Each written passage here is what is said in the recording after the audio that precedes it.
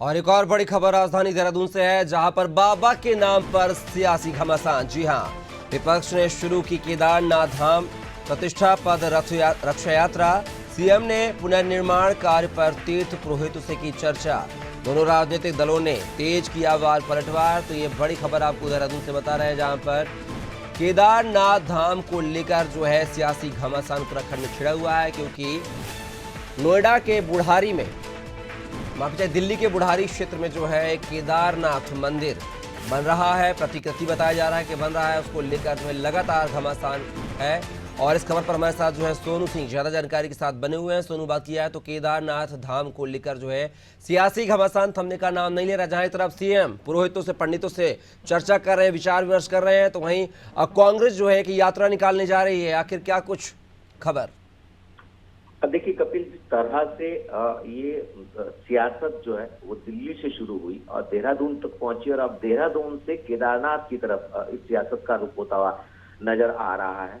पक्ष और विपक्ष एक दूसरे पर हमलावर हो रहे हैं, बयानबाजी कर रहे हैं, आरोप प्रत्यारोप की सियासत हो रही है। हम कह सकते हैं कि बाबा केदारनाथ के धाम पर अब सियासी घमासान जो है वो शुरू हो गया। और अभी फिलहाल अगर हम उत्तराखंड के सियासी समीकरणों पर गौर करें तो ये थमने वाला नजर नहीं आ रहा है, क्योंकि आने वाले समय में जो है वो केदारनाथ विधानसभा पर उपचुनाव होने हैं और इसी को केंद्र बिंदु मानते, इसी पर फोकस करते हुए दोनों ही दलों की सक्रियता देखी जा रही है और यात्राओं का सिलसिला शुरू हो गया है। एक तरफ जहां राज्य की मुख्य विपक्षी पार्टी कांग्रेस के तमाम दिग्गज नेता धर्म नगरी हरिद्वार की हर की पैड़ी पर गंगा जी का पूजा अर्चन कर केदारनाथ धाम के लिए प्रतिष्ठा पद यात्रा शुरू कर रहे हैं, दूसरी तरफ से मुख्यमंत्री केदारनाथ पहुंचते हैं। और जब केदारनाथ से मुख्यमंत्री देहरादून वापस लौटते हैं और मीडिया से रूबरू होते हैं तो कांग्रेस पर हमला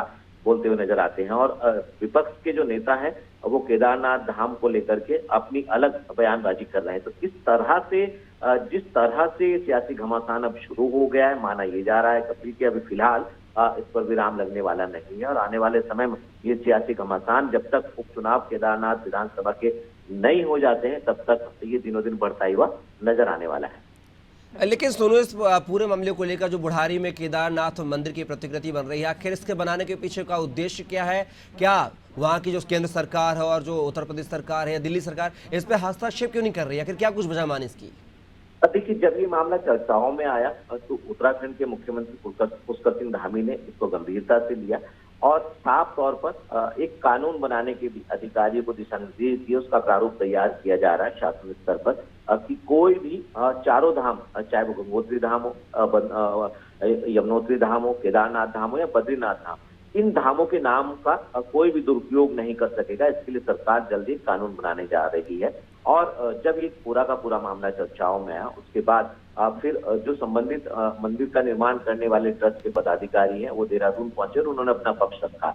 अब चूंकि आने वाले समय में केदारनाथ धाम में उपचुनाव होने हैं, इसी को लेकर के दोनों पार्टी जो है वो इसको भुनाने की कोशिश कर रहे हैं, इसका माइलेज लेने की कोशिश कर रही हैं। और जिस तरह से हाल ही में उत्तराखंड में दो विधानसभाओं की सीटों पर उपचुनाव हुए, उसमें कांग्रेस को जीत हासिल हुई है और बीजेपी की पराजय हुई है।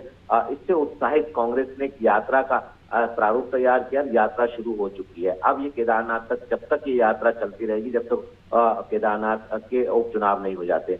दूसरी तरफ मुख्यमंत्री केदारनाथ पहुंचे, तीर्थ पुरोहितों से बातचीत की और जो पुनर्निर्माण के कार्य हैं उसको लेकर के सरकार कहीं ना कहीं पूरी तरह से आश्वस्त नजर आ रही है। लगातार सरकार का, राज्य की सरकार, केंद्र की सरकार का फोकस रहा है कि भव्य और दिव्य केदारनाथ को कैसे बनाया जा सकता है और इसके लिए तमाम कार्य भी हुए हैं। और यही वजह है कि बड़ी संख्या में जो श्रद्धालु हैं वो केदारनाथ का आज भी रुख कर रहे हैं। और शुरुआती दौर में जब चारधाम की यात्रा शुरू हो रही थी, ज्यादा संख्या में श्रद्धालु पहुंचने से व्यवस्थाएं भी एक बार प्रभावित होने लगी थी। तो कहीं ना कहीं अब इस पर सियासी घमासान शुरू हो गया और इस सियासी घमासान पर फिलहाल विराम लगेगा ऐसा लग नहीं रहा।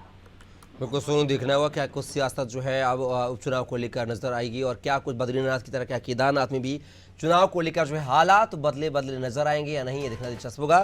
फिलहाल के लिए तमाम जानकारी को साझा करने के लिए बहुत बहुत शुक्रिया आपका सोनू।